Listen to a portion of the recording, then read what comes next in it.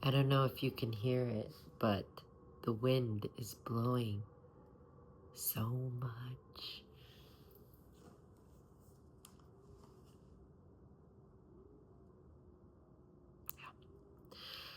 Hi, my name is Sylvia, and I'm gonna try long form.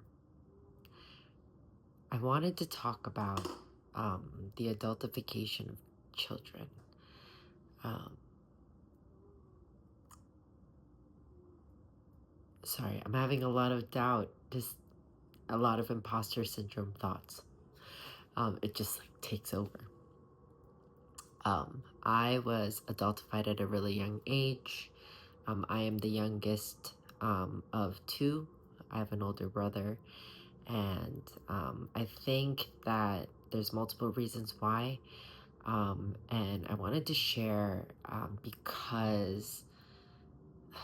because this was something that was shared with me that really changed things for me. So someone that commented on my videos, which right now I'm still in awe because I've always been eager to share parts of myself, um,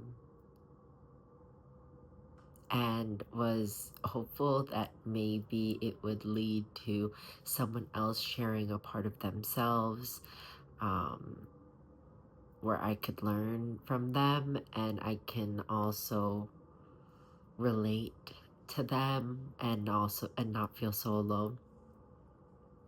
And I'm getting that right now. And I'm feeling rich.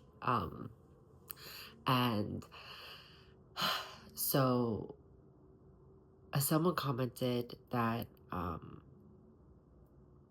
I was sharing a story about when I have to be confrontational. Sometimes it comes off as this like aggressive energy, and that the person who commented said that when you're adultified at a young age, you often have to put on this persona of like tough, capable person because essentially you're a child bumping up against adults, right? And I wanted to talk about just weird incidents in my life that created a more complex understanding of who I was because of this adultification. And it's very interesting. It's like we don't ever think about the nuanced impact of these things. Um, we think, oh, this person becomes more capable or they didn't have a childhood, but what does it look like for one example, I keep thinking about um, certain teachers that singled me out and fought with me. Literally, some have apologized to me because later on they had to recognize that I was essentially a child when they yelled at me so aggressively, making me responsible for things that like they wouldn't make responsible for another child.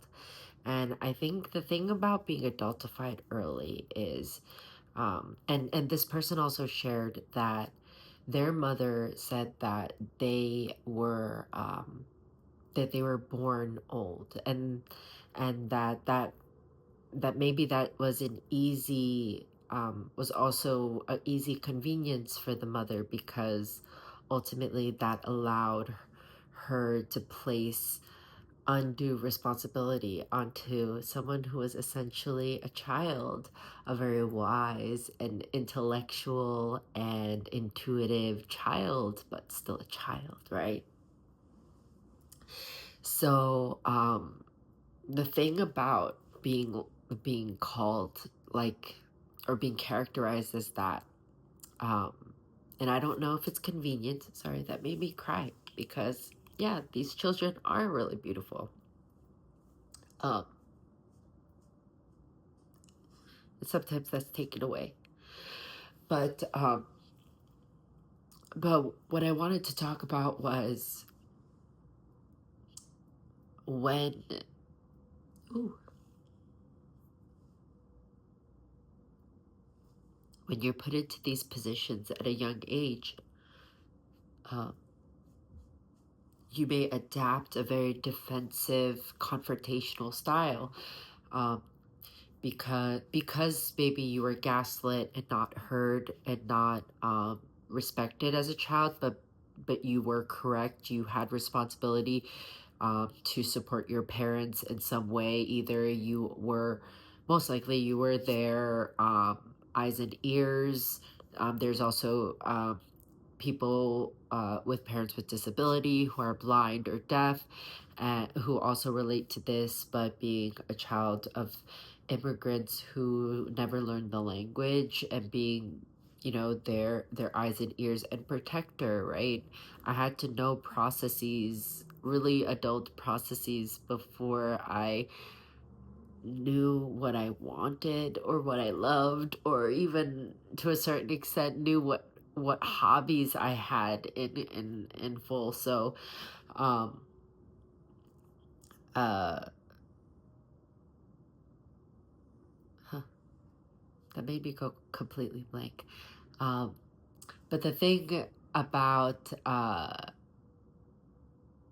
being adultified at a really young age, you may have this aggressive um a confrontational style, but you also have just been in positions that are adults and that are in the adult world, right? So one example is you may be the translator for your parents during parent-teacher conference. So your teachers are interacting with you in a capacity that's now beyond that of identifying you as a child.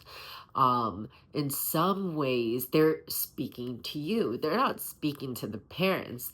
They're realizing that the parents can't even speak to the parents. I mean, sorry, they can't even speak to the parents autonomously without you. So essentially they're talking to you, right? And in that way, um like, they're making you solely responsible for who you are when you are a child who is still learning, who is still growing, and who is still under the house of another, like, two other adults. And so I've gotten instances where I get singled out for something when other girls are doing the same thing. Literally, I'll be in a group and other girls are doing the exact same thing, and I'm the only one who gets called out. For example, in junior high school, we all wrote on our desks, "It was a rebellion period." I'm not proud of it. It was a really bad thing that we did, but there was many of us and all of our desks looked the same, but I'm the only one who got called out. And I've been reconnecting with my spirituality, and it's funny how I was able to talk my way out of it. And it's crazy how my voice um has gotten me out of trouble and protected me. So it's very interesting. um I've been getting into like chakras and stuff, so it's always fun. But another example, even in high school, I've had teachers yell at me in a way that was just unnecessary, that was almost like they considered me an equal or an adult, and they actually had to like backtrack and apologize to me. So um I don't know why I want to share this, but I'm just going to because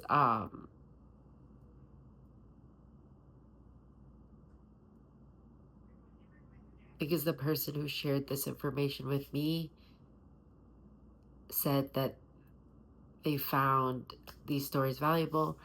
um, and I believe that there are a lot of people who deal with this, um,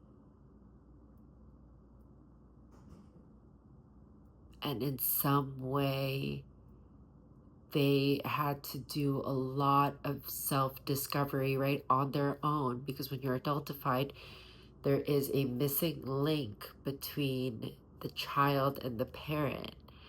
And being adultified early has its own complications, right? There's a moment where you also have a big ego because you're essentially raising yourself. You're essentially teaching yourself things, trying to understand how to trust people, because to a certain extent, when your parents kind of are the reasons why you're missing a childhood. You are missing a sense of trust with the people that are supposed to have your back the most. And so I think I want to talk about how complicated it is when you're adultified, not only internally with your relationship with your parents, your relationship with yourself, the complicated nature of having to have raised yourself and now as an adult being exhausted, but now you're the one responsible for raising yourself. So you're like, um, but it's all a gas, right? It's all fun. Um, but yeah, I'm gonna end it there because it's getting pretty late, and this is my first long form. I'm kind of nervous. Um, but yeah, here's to trying. It's the first one. Okay, have a good night.